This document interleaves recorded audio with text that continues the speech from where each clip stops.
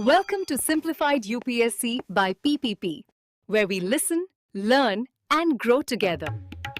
Detailed lecture notes in English and Hindi, plus practice questions for prelims and mains, only on our Telegram channel. Link in description. Like and subscribe for more. Simplified UPSC by PPP में स्वागत है। नमस्कार। आज हम पृथ्वी के मौसम और जलवायु की चाबियों को समझने वाले हैं। ये होगा एनसीईआरटी क्लास 11 भूगोल के चैप्टर 10 वायुमंडलीय परिसंचरण तथा मौसम प्रणालियों के जरिए। हाँ बिल्कुल, ये चैप्टर यूपीएससी प्रीलिम्स और मेंस दोनों के लिए बहुत ही ज्यादा जरूरी है।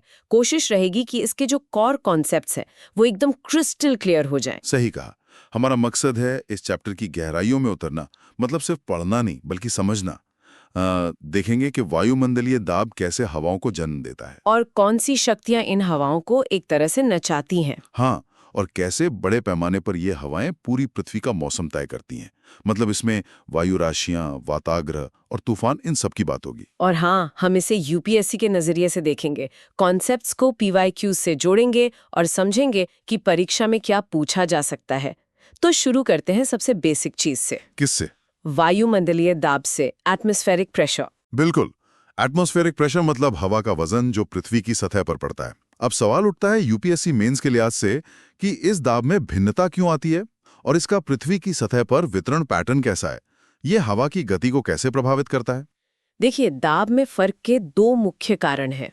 एक तो है तापमान, सीधी सी बात है, जहां हवा गर्म होती है वो फैलती है, हल्की हो जाती है और लो प्रेशर बनता है। अच्छा। और जहां ठंडी होती है वो सिकुड़ती है, भारी होती है और हाई प्रेशर बनता है। इसे कहते हैं तापीय कारण, मतलब थर्मल रीजन। और दूसरा कारण? दूसरा है गतिज कारण, डायनामिक रीजन।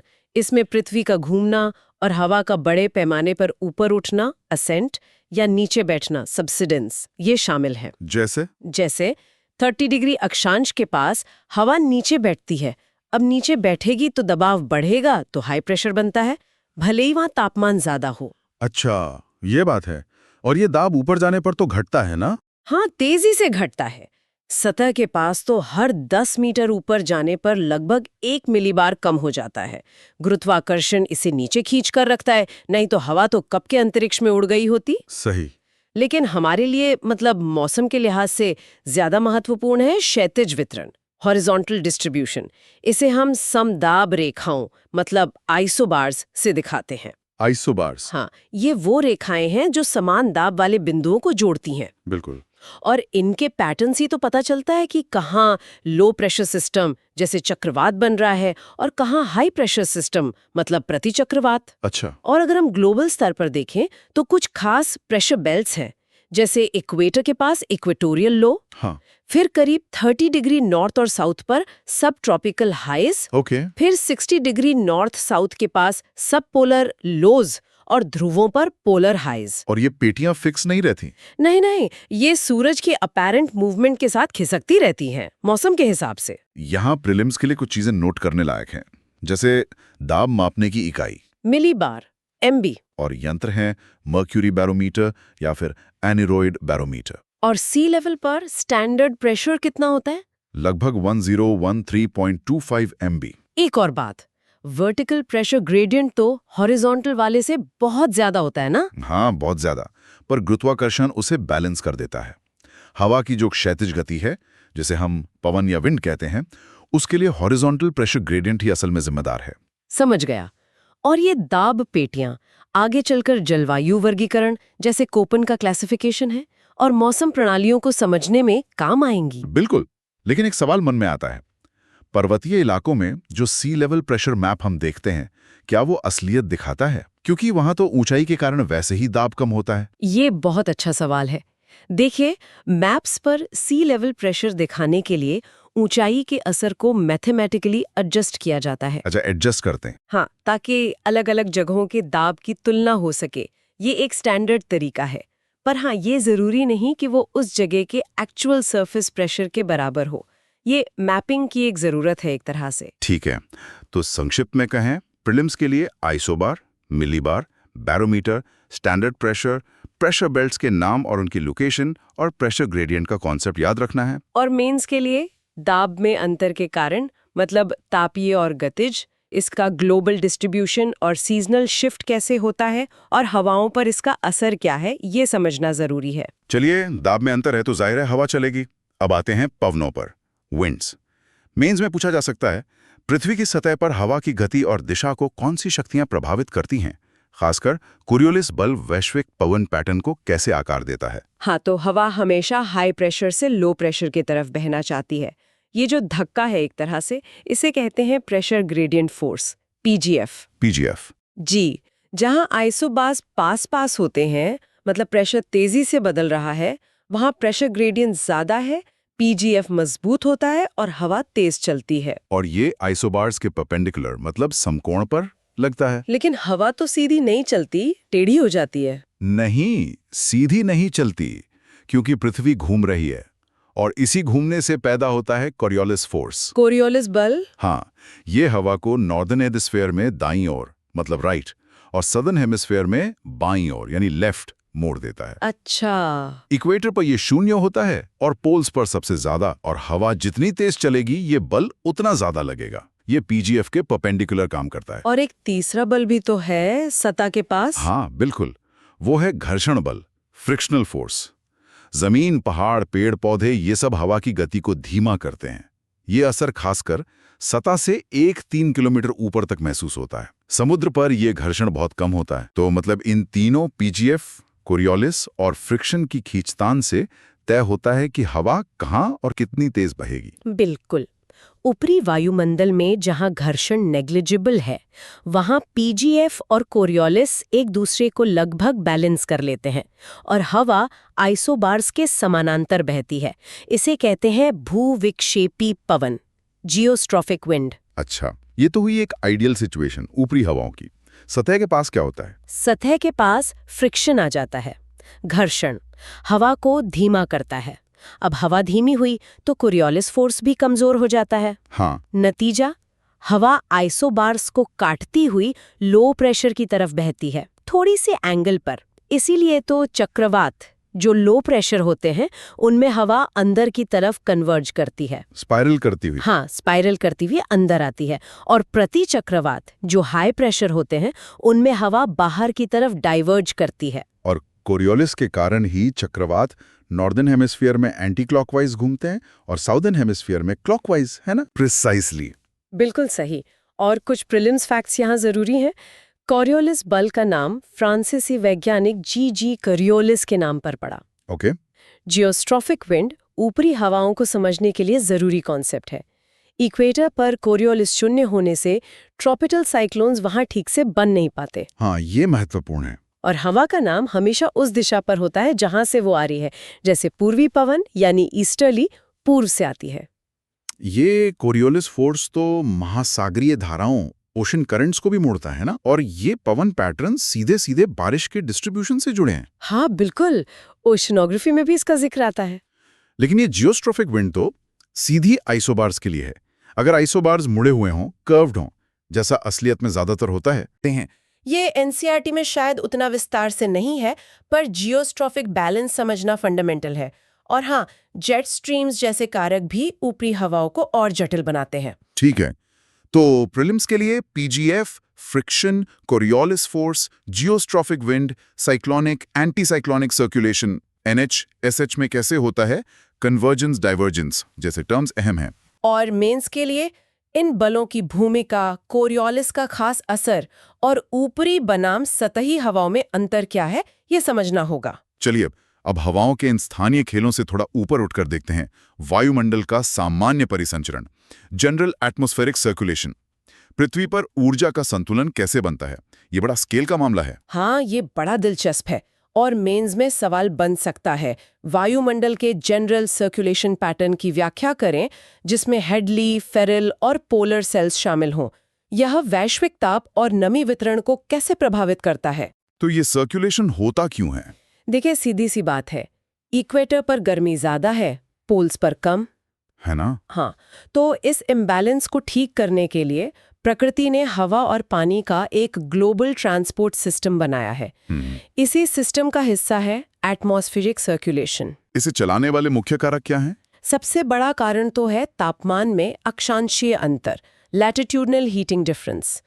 इसी से प्रेशर बेल्ट्स बनती हैं। अच्छा, फिर इन पेटियों का मौसम के साथ खिसकना, जमीन और पानी का डिस्ट्रीब्यूशन कहाँ कैसा है, और सबसे जरूरी पृथ्वी का घूमना, मतलब कोरियोलिस इफेक्ट, इन सब से मिलकर बनता है एक 3 कोशिकीय मॉडल, 3 सेल मॉडल। पहला सेल कौन सा है इसमें? सबसे पहला और सबसे मजबूत है Hadley cell. Right. Hadley cell ये ट्रॉपिक्स में है।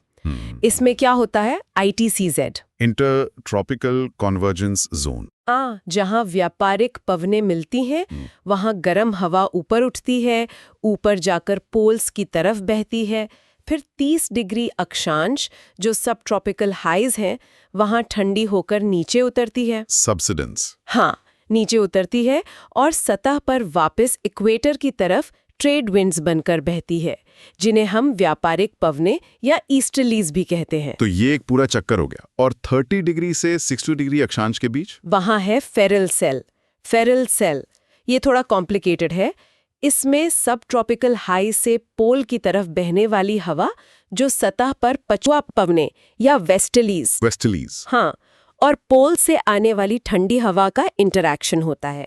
ये असल में एक थर्मली इनडायरेक्ट सेल है, मतलब ये तापमान के अंतर से सीधे नहीं चलता, बल्कि दूसरे सेल्स के कारण चलता है। अच्छा, और सबसे ऊपर पोल्स के पास ध्रुवीय सेल, कोलर सेल। पोल्स पर पोलर हाइज में ठंडी भारी हवा नीचे उतरती है, फिर सतह पर इक्वेटर की तरफ पोलर ईस्टर्लीज बनकर बहती है, और 60 डिग्री अक्षांश सब पोलर लोज के पास फेरल सेल से आई गर्म हवा से मिलकर ऊपर उठती है। तो ये तीनों सेल्स मिलकर एक तरह से कन्वेयर बेल्ट का काम करते हैं, गर्मी और नमी को इक्वेटर से पोल्स तक पहुंचाते हैं। बिल्कुल, यही इनका मुख्य काम है, और ये महासागरीय धाराओं के साथ मिलकर पृथ्वी के हीट बजट को बैलेंस करते हैं। ITCZ का खिसकना मॉनसून जैसी घटनाओं के लिए बहुत महत्वपूर्ण है। और कभी-कभी एनसो जैसी चीजें इस पैटर्न को गड़बड़ा देती हैं। हाँ, एल नीनो सडन ऑसिलेशन, वो इस नॉर्मल सर्कुलेशन को काफी हद तक डिसरप्ट कर सकता है। तो यहाँ प्रीलिम्स के लिए खास अक्षांश याद रखने हैं: 0 डिग्री, 30 डिग्री, 60 डिग्री, 90 डिग्री। तीनों सेल्स के नाम हेडली, फेरल, पोलर, और तीनों planetary winds, trade winds, easterlies, westerlies, polar easterlies. इनकी दिशाएं क्या हैं? ITCZ और एनसो के फुल फॉर्म्स भी। बिल्कुल। अब इसे एक PYQ से जोड़ते हैं। UPSC 2013 मेंस का सवाल था कि क्यों ज्यादातर गर्म मरुस्थल 20-30 डिग्री उत्तरी अक्षांशों में महाद्वीपों के पश्चिमी किनारों पर मिलते हैं। हाँ, ये इंटरेस्टिंग है। इसका जवाब इसी सर्कुलेशन मॉडल में है। कैसे? देखिए, 20-30 डिग्री अक्षांश मतलब सब ट्रॉपिकल हाई का इलाका, जहां हेडली सेल की हवा नीचे उतरती है। एग्जैक्टली सबसिडेंस होता है। अब नीचे उतरती हवा गर्म और शुष्क होती है, वो बादल नहीं बनने देती, आसमान साफ रहता है। और पश्चिमी किनारों पर क्यों? क्योंकि महाद्वीपों के पश्चिमी किनारों पर अक्सर ठंडी समुद्री धाराएं बहती हैं। ये ठंडी धाराएं हवा को और स्टेबल और शुष्क बना देती हैं। तो डबल वैमी हो गया, नतीजा रेगिस्तान। क्या बात है, बहुत बढ़िया एक्सप्लेनेशन। लेकिन ये 3 सेल मॉडल भी तो एक सिंप्लीफिकेशन है ना? हाँ, इसमें जेट स्ट्रीम्स कहाँ फिट होती हैं? हाँ, बिल्कुल सही कहा। ये एक बेसिक आइडियलाइज्ड मॉडल है। जेट स्ट्रीम्स, जो ऊपरी ट्रोपोस्फेयर में तेज हवा की नदियां हैं, वो इन सेल्स के बीच एनर्जी और मोमेंटम ट्रांसफर में और मौसम प्रणालियों को चलाने में बहुत अहम भूमिका निभाती हैं, खासकर मिड लैटिट्यूड्स में। वो इस मॉडल को और डायनामिक बनाती हैं। NCERT में उनका जिक्र है, पर बहुत विस्तार से नहीं। ठीक है, तो मेंस के लिए ये 3 कोशिकीय मॉडल, इसे चलाने वाले फैक्टर्स, हीट और मॉइस्चर ट्रांसपोर्ट में इसका रोल, और प्रेशर बेल्ट्स और विंड से इसका कनेक्शन महत्वपूर्ण है। और वो मरुस्थल वाला लिंक भी याद रखें। चलिए, ग्लोबल सर्कुलेशन से अब जरा नीचे उतरते हैं। बात करते हैं स्थानीय हवाओं की, लोकल विंड्स, और फिर एयर मासेस और फ्रंट्स की। मेंस में पूछा जा सकता है, लोकल विंड्स क्या हैं और ये क्षेत्रीय मौसम को कैसे प्रभावित करती हैं। एयर मासेस और फ्रंट्स के बनने और विशेषताओं पर भी चर्चा करें। लोकल विंड्स, जैसा नाम से ही पता चल रहा है, स्थानीय स्तर पर तापमान या दाब के अंतर से पैदा होती हैं। अक्सर ये दैनिक चक्र से जुड़ी होती हैं। जैसे? सबसे कॉमन उदाहरण है सी ब्रीज और लैंड ब्रीज। दिन में समुद्र से जमीन की ओर ठंडी हवा चलती है, सी ब्रीज, और रात में उल्टी, जमीन से समुद्र की ओर, लैंड ब्रीज। और पहाड़ों में? पहाड़ों में दिन में घाटी से ऊपर ढलानों पर हवा चढ़ती है, वैली ब्रीज, और रात में ठंडी हवा ढलानों से नीचे घाटी में उतरती है, माउंटेन ब्रीज। ये स्थानीय मौसम पर काफी असर डालती हैं। मॉनसून भी तो एक तरह की बड़े पैमाने की मौसमी पवन है। हाँ, कह सकते हैं। मॉनसून असल में बहुत बड़े पैमाने पर होने वाला लैंड सी ब्रीज जैसा ही है, पर यह सीजनल होता है, दैनिक नहीं। और इसमें ग्रहीय कारक जैसे ITC-Z का खिसकना, तिब्बत के पठार का गर्म होना, ये सब भी शामिल होते हैं। इसकी विस्तार से चर्चा इंडियन ज्योग्राफी में होती है। ठीक है, अब आते हैं एयर मासेस पर। ये क्या चीज है? देखिए, एयर मास मतलब हवा का एक बहुत बड़ा विशाल पिंड, ह्यूज बॉडी ऑफ एयर, जिसमें हजारों किलोमीटर तक तापमान और नमी मतलब ह्यूमिडिटी लगभग एक जैसी होती है। हॉरिजॉन्टल वेरिएशन बहुत कम होता है। और ये बनते कैसे हैं? ये तब बनते हैं जब हवा किसी बड़े समरूप इलाके जैसे कोई बर्फीला मैदान हो या गर्म रेगिस्तान या फिर बड़ा समुद्री क्षेत्र, उस पर काफी समय तक टिकी रहती है। अच्छा। हाँ, तो वो धीरे धीरे उस सतह की प्रॉपर्टीज मतलब उसका तापमान और नमी अपना लेती है। इस इलाके को कहते हैं सोर्स रीजन। Source reason. और इनका क्लासिफिकेशन कैसे होता है? सोर्स रीजन के आधार पर ही होता है। मोटे तौर पर 2 आधार हैं।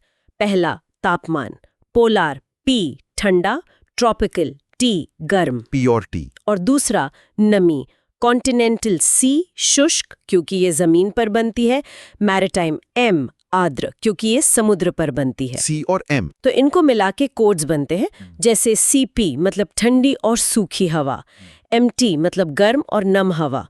जैसे साइबेरियाई मैदान CP एयर मास का अच्छा सोर्स रीजन है। समझ गया। और जब ये अलग अलग एयर मासेस मतलब ठंडी और गर्म या सूखी और नम मिलती हैं, तब क्या होता है? तब बनता है वाताग्र, फ्रंट। असल में 2 भिन्न वायु राशियों के बीच का ट्रांजिशन जोन या बाउंड्री होती है। ये कोई पतली रेखा नहीं, बल्कि एक पूरा जोन होता है। और ये कहाँ बनते हैं ज्यादातर? ये मिड लैटिट्यूड्स की खासियत है। ट्रॉपिक्स में एयर मासेस में कंट्रास्ट उतना ज्यादा नहीं होता। फ्रंट्स के सहारे मौसम तेजी से बदलता है, बादल बनते हैं, बारिश होती है। कितने तरह के फ्रंट्स होते हैं? मुख्य रूप से 4 तरह के फ्रंट्स NCERT में दिए हैं। स्टेशनरी फ्रंट, स्थिर, कोल्ड फ्रंट शीत, वार्म फ्रंट उष्ण और ऑक्लूडेड फ्रंट अधिविष्ट। कोल्ड फ्रंट मतलब ठंडी हवा गर्म हवा को जोर से धकेल रही है। हाँ बिल्कुल, ठंडी हवा भारी होती है, वो वेज की तरह गर्म हवा को तेजी से ऊपर उठाती है। इससे अक्सर क्यूम्यूलोनिम्बस क्लाउड बनते हैं, तेज बारिश होती है, कभी कभी तूफान भी आते हैं। स्लोप स्टीप होता है। और वार्म फ्रंट में? वार्म फ्रंट में गर्म हवा हल्की होती है, वो धीरे धीरे ठंडी हवा के ऊपर चढ़ती है। स्लोप जेंटल होता है। इसमें लेयर्ड क्लाउड्स बनते हैं जैसे सिरस, अल्ट्रोस्ट्रेटस, निम्बोस्ट्रेटस और हल्की लंबे समय तक चलने वाली बारिश होती है। और ऑक्लूडेड फ्रंट? ऑक्लूडेड फ्रंट तब बनता है जब एक कोल्ड फ्रंट तेजी से चलकर आगे वाले वार्म फ्रंट को पकड़ लेता है और गर्म हवा को पूरी तरह जमीन से ऊपर उठा देता है। ये चक्रवात के जीवन का अंत वाला स्टेज होता है अक्सर। तो प्रीलिम्स के लिए लोकल विंड्स के एग्जाम्पल्स, एयर मास की परिभाषा, सोर्स रीजन क्या होता है, classification codes CP, MT, CT, MP और फ्रंट्स के प्रकार कोल्ड, वार्म, ऑक्लूडेड, स्टेशनरी और उनसे जुड़ा बेसिक मौसम याद रखना है। पोलर फ्रंट थ्योरी का जिक्र एक्स्ट्रा ट्रॉपिकल साइक्लोन से जुड़ा है। हाँ, और मीन्स के लिए लोकल विंड्स के कारण और प्रभाव, एयर मासेस का बनना, उनकी विशेषताएं और वर्गीकरण, और फ्रंट्स का बनना, उनके प्रकार और उनसे संबंधित मौसम को विस्तार से समझना महत्वपूर्ण है। चलिए अब सबसे रोमांचक और कभी-कभी सबसे विनाशकारी हिस्से पर आते हैं, चक्रवात, साइक्लोन्स। मीन्स के लिए ये बहुत जरूरी टॉपिक है। उष्णकटिबंधीय ट्रॉपिकल और बहिरुष्णकटिबंधीय एक्स्ट्रा ट्रॉपिकल चक्रवातों के बीच उत्पत्ति, संरचना, विशेषताओं और मौसम के संदर्भ में अंतर स्पष्ट करें। हाँ, ये दोनों बिल्कुल अलग तरह की मौसम प्रणालियां हैं। इनको समझना बहुत जरूरी है। एक्स्ट्रा ट्रॉपिकल साइक्लोन्स, जिन्हें टेम्परेट साइक्लोन्स या मिड लैटिट्यूड साइक्लोन्स या सिर्फ डिप्रेशंस भी कहते हैं, ये मिड और हाई लैटिट्यूड्स में बनते हैं। और ये फ्रंट से जुड़े हैं। हाँ, ये अक्सर पोलर फ्रंट के सहारे बनते हैं। इनका जन्म ही फ्रंट्स के बनने से होता है, फ्रंटोजेनेसिस से। कैसे? प्रक्रिया क्या है? देखिए, शुरुआत होती है एक स्टेशनरी फ्रंट से, फिर उस पर कोई डिस्टर्बेंस आता है, हवा घूमने लगती है एंटी क्लॉकवाइज इन एनएच, कोल्ड और वार्म फ्रंट्स डेवलप होते हैं, वार्म सेक्टर बनता है, गर्म हवा ऊपर उठती है, फिर कोल्ड फ्रंट तेजी से चलकर वार्म फ्रंट को ओवरटेक करता है, ओक्लूजन होता है और धीरे धीरे साइक्लोन खत्म हो जाता है, फ्रंटोलिसिस। इनमें क्लियर फ्रंट सिस्टम होता है। हाँ बिल्कुल, वार्म सेक्टर कोल्ड सेक्टर साफ दिखते हैं। ये बहुत बड़े इलाके को प्रभावित करते हैं, हजारों किलोमीटर।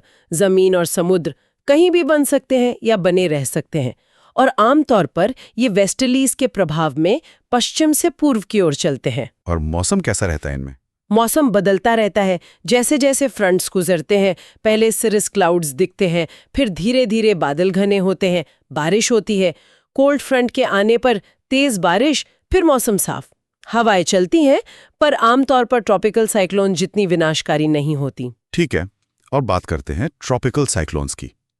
ये कहाँ बनते हैं? समुद्रों के ऊपर, जहां sea surface temperature SST 27 degree Celsius से ज्यादा हो। और क्या चाहिए इनके बनने के लिए? कई चीजें चाहिए।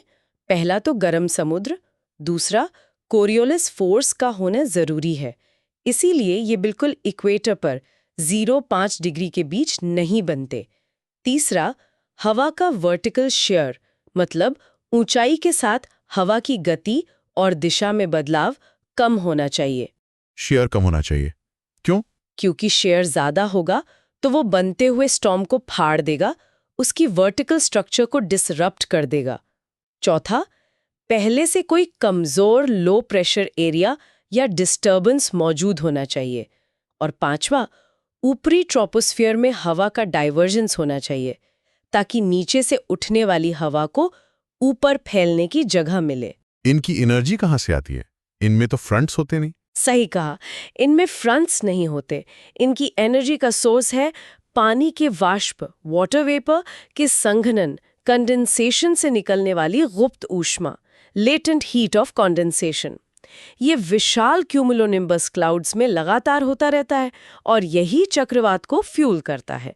एक तरह से ये हीट इंजन जैसे काम करते हैं। इनकी स्ट्रक्चर कैसी होती है? इनकी स्ट्रक्चर बहुत कैरेक्टरिस्टिक होती है। बीच में एक शांत, लगभग बादल रहित केंद्र होता है जिसे आई कहते हैं। आई के चारों ओर सबसे खतरनाक हिस्सा होता है आई वॉल, चक्षु भित्ति। यहाँ सबसे तेज हवाएं चलती हैं और सबसे भारी बारिश होती है। इसके बाहर स्पाइरल रेन बैंड्स होते हैं। और ये साइज में एक्स्ट्रा ट्रॉपिकल से छोटे होते हैं? हाँ, आमतौर पर इनका व्यास कुछ 100 किलोमीटर होता है, जबकि एक्स्ट्रा ट्रॉपिकल हजारों किलोमीटर तक फैल सकते हैं। और एक बड़ा अंतर ये है कि ट्रॉपिकल साइक्लोन्स जमीन पर आते ही, जिसे लैंडफॉल कहते हैं, तेजी से कमजोर पड़ जाते हैं। क्यों? क्योंकि जमीन पर उन्हें नमी की सप्लाई बंद हो जाती है, जो उनकी एनर्जी का सोर्स है, और जमीन पर फ्रिक्शन भी ज्यादा होता है। ये चलते किस दिशा में है? ये आमतौर पर ट्रेड विंड्स के साथ पूरब से पश्चिम की ओर चलते हैं, पर कई बार ये मुड़ भी जाते हैं, रिकर्वेचर, खासकर जब ये सब ट्रॉपिकल हाइज के किनारे पहुंचते हैं। और ये बेहद विनाशकारी हो सकते हैं। हाँ, बहुत ज्यादा। इनकी प्रचंड हवाएं 120 किलोमीटर से लेकर 250-300 किलोमीटर तक, मूसलाधार बारिश जिससे बाढ़ आती है, और सबसे खतरनाक चीज होती है स्टॉर्म सर्ज। Storm surge? वो क्या है? स्टॉर्म सर्ज मतलब चक्रवात के कारण समुद्र के जल स्तर का असामान्य रूप से बढ़ जाना। लो प्रेशर और तेज हवाएं पानी को तट की ओर धकेलती हैं, जिससे तटीय इलाकों में भयानक बाढ़ आ जाती है। ज्यादातर मौतें इसी से होती हैं। इनके अलग अलग नाम भी तो हैं दुनिया भर में।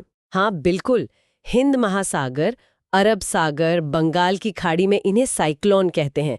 अटलांटिक महासागर और पूर्वी प्रशांत में हरिकेन, पश्चिमी प्रशांत, चीन, जापान, फिलीपींस में टाइफून, ऑस्ट्रेलिया के पास विली विलीज।